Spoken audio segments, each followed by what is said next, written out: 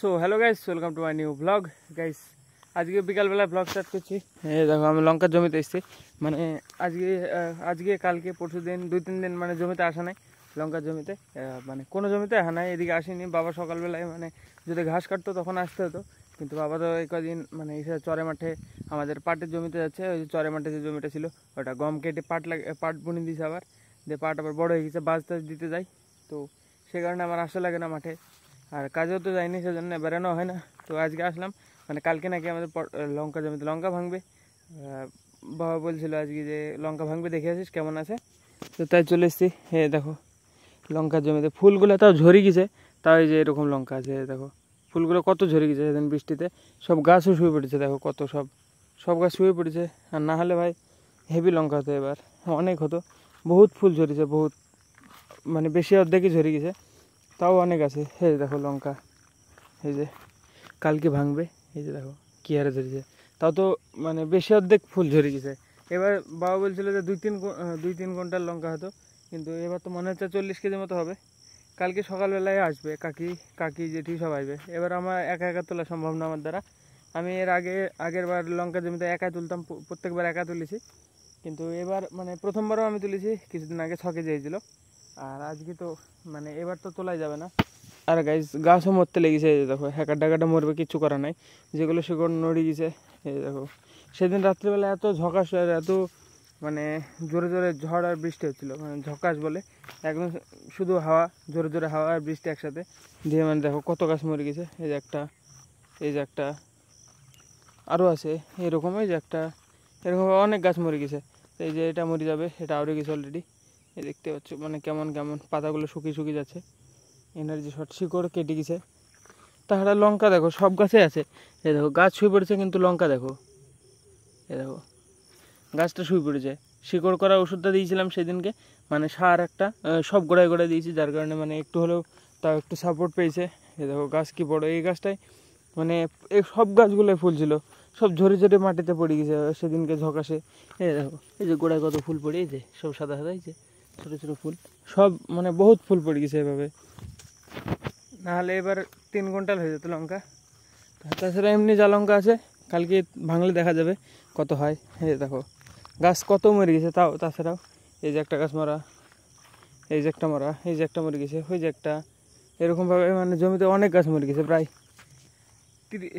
20-30টা মরে গেছে গাছ। তাছাড়া এখন তো আবার এই যে ছোটোবেলায় জানতাম এই যে এগুলো উঠলে এগুলাকে ফড়িং বলে, ফড়িং গল্লি অনেক কিছু বলে, এগুলো উঠলে নাকি বৃষ্টি হয়। তো এখন তো উঠছে, আর গরমও লাগছে, বৃষ্টি হবে নাকি কে জানে। রাত্রিবেলা বৃষ্টি চলে আসতে পারে, গ্যারান্টি নেই। কয়েকদিন থেকে তো আনএক্সপেক্টেড, মানে যখন ইচ্ছা হয় তখন বৃষ্টি হয়। তো এই দেখো অনেক উঠছে, এই যে সামনে এই জায়গাটা প্রচুর উঠছে, দেখা যাবে, দেখা যাচ্ছে না, অনেক উঠছে। কাছে যাই দেখাচ্ছি, যদি দেখা যায় তো আমার কাছে যাই ফার্স্টে। আর এই যে এই গাছগুলো ছোটো ছোটো, মানে এই গাছগুলো ঘাসের ভিতরে ছিল তো, যার কারণে ছোটো ছোটো আছে, কিন্তু এই গাছগুলো তো লঙ্কা আছে। দেখো এই গাছগুলো শোয়নি, মানে শুয়ে পড়েনি, ছোটো ছিল তাই। এই দেখো কিন্তু লঙ্কা একদম প্রপার আছে। এই গাছগুলো ছোটো ছিল যার কারণে মানে ঝকাশের উপর দিয়ে বেরিয়ে চলে গেছে, গাছে লাগেনি, দেখা যাচ্ছে না গাছ, কিন্তু অনেক উঠছে অনেক। এই যে এই সাইডে প্রচুর পরিমাণে উঠছে, এই সাইডে মানে যতগুলো উঠছে ততগুলো যদি মানে আগেকার মতো হয়, আগে শুনতাম এইগুলো উঠলে নাকি বৃষ্টি হয়, এটাকে ফড়িং বলে আর গল্লি, দুটো নাম। আর গাইস এই যে পাশের জমিতে এটা লঙ্কা ছিল, এবার কুমড়ো লাগিয়েছে, তো আমাদের জমির ভিতরে চলে এসছে। দেখো কতখানা, এই দেখো এখান থেকে এই মাথাগুলা, এই যে দেখো এখানে আল এতটা ভিতরে চলে এসছে। এই যে এইখানে থাকার কথা, এইখানে আল, এটা থেকে এই সাইডে আমাদের থাকার কথা, কিন্তু এই সোজা করে দেখো কতখানা ভিতরে চলে এসছে। সব সাইডে হাঁটাতে হবে, দেখি হেঁটে হেঁটে দিয়ে একটু পরিষ্কার করে দিই। গোড়ার গাছগুলো, এই যে লঙ্কার গাছগুলা সব কী হয়ে গেছে দেখো, এই যে নষ্ট হয়ে গেছে, এর কারণে চাপা পড়ি। এর পোকাতে দেখো কি, এই জমিতে পোকা থাকে বেশি, যার কারণে লঙ্কা গাছের গোড়াটা এটা নষ্ট হয়ে গেছে। তো পরিষ্কার করে দিতে হবে দেখি। আর এটা নাড়লে এখন গাছ চুলকাবে ভীষণ, তো দেখি পরিষ্কার করে দিই। আমি আগে হেঁটে দিই এগুলা, তারপরে দেখাচ্ছি। মানে এগুলো নাড়লে গাছ চুলকাবে, তো সেভাবে সাবধানে নাড়তে হবে। ফোন ধরে নাড়তে গেলে তো গ্যারান্টি চুলকাবে। উল্টো দিকে এই যে হাতের উল্টো সাইডে ঠেকলে তো বেশি চুলকায়, মানে পাতায় কাটা টাইপের কি থাকে। তো হ্যাঁ দেখি এগুলো হেঁটে দিই, ফার্স্টে জমিটা সাইডটা পরিষ্কার করি, আগে আল বের করে দিই, তারপর দেখাচ্ছি। এই জায়গায় দেখো কত উঠছে, এই যে। আর গাছ আমি এই বাঁশটা দিয়ে সরালাম, মানে হাত দিয়ে সরাচ্ছিলাম যে হাতে হুল অনেক হুলিং ছিল দিয়ে, যার কারণে মানে চুলকাচ্ছিল, পায়ে টায়ে ঠেকি দিয়ে বাঁশ দিয়ে পুরোটা পরিষ্কার করে দিয়েছি। এই দেখো, এই যে এখান থেকে শুরু করি, এই দেখো, এই যে দেখো পুরো আল বেরিয়ে গেছে। এই যে কুমড়োটাও আলের উপরে একদম কোনো ছিঁড়েনি, কিন্তু একটাও লতা ছিঁড়েনি, মানে নর্মালভাবে সব আগে ঘুরে দিয়েছি, শুধু মাথাগুলো দেখো একটাও মরা নাই, কিছু নাই, শুধু বাঁশটা দিই এভাবে করে মাথাগুলো ধরি, এভাবে তুলে ওই সাইডে দিয়ে দিয়েছি। দেখো পরিষ্কারভাবে পুরো জমি পরিষ্কার করে দিয়েছি। আর কালকে তো লঙ্কা ভাঙতে আসবে, লঙ্কার জমিও দেখা হলো, সব গাছে লঙ্কা আছে, মানে কম বেশি সব গাছে আছে, সব প্রত্যেকটা গাছে। এই যে ফুল দেখো, এই ফুলগুলো যদি বৃষ্টি পড়ে আবার ঝরে যাবে সব। এইগুলো মানে লঙ্কা অত বেশি পুষ্ট হয়নি, মানে সবগুলো পুষ্ট হয়নি, সবগুলো পুষ্ট হলে অনেক হতো, মানে একটু জালি জালি আছে, কিন্তু তাও তুলে ফেলতে হবে, কারণ বৃষ্টি পড়লে তখন যে লঙ্কাগুলো আছে সেগুলো ঝরে মাটিতে পড়ে যাবে, দিয়ে মানে সব নষ্ট হয়ে যাবে। তো সেই জন্য আজ অল্প করে যাই হোক, কালকে শুধু পোস্টগুলো তুলে নেবে। এখনকার মতো মাঠ বেটানো হলো, দেখি আবার যাই, বাড়ির দিকে যাওয়া যাক। আমাদের জমিতে তো মানে অনেক লঙ্কা গাছ পড়ে গেছে, কিন্তু যেটাদের এই জমিটায় একটা গাছও পড়েনি, কারণ ওই সাইডে পাটের সাপোর্ট পেয়েছে, এই সাইডে পাটের সাপোর্ট, এই সাইডে মানে পটলের জমি, এই সাইডে কলা বাগান, মানে এর ভিতরে হাওয়াটা লাগতেই পারেনি ঠিকঠাক, যার কারণে মানে একটা গাছও পড়েনি, সব দাঁড়িয়েছে। কিন্তু ফুল ঝরে গেছে দাদাদের কিন্তু একটাও পড়েনি। এই দেখো একটা মরেও নি, মরিছে এই যে এখানটা 2-3টে মরিছে, কিন্তু পড়েনি একটাও গাছ। আর বাধা থাকলে তো আরও পড়তো না, দাদাদেরও বাধা নাই, আমাদেরও বাধা নাই, সায়নের বাধা আছে। চলো, সায়নের জমি ফাঁকার পরে আছে, ওর গাছ কম ভেঙেছে, বাধা আছে, তাও ভেঙেছে মনে হয় এক আধটা, মানে ভাঙে তো নি, শুয়ে পড়েছে, আমাদের তো অনেক শুয়ে পড়েছে। চলো দেখি, যাওয়ার সময় দেখাচ্ছি, চলো সায়নের জমির অবস্থা দেখাচ্ছি।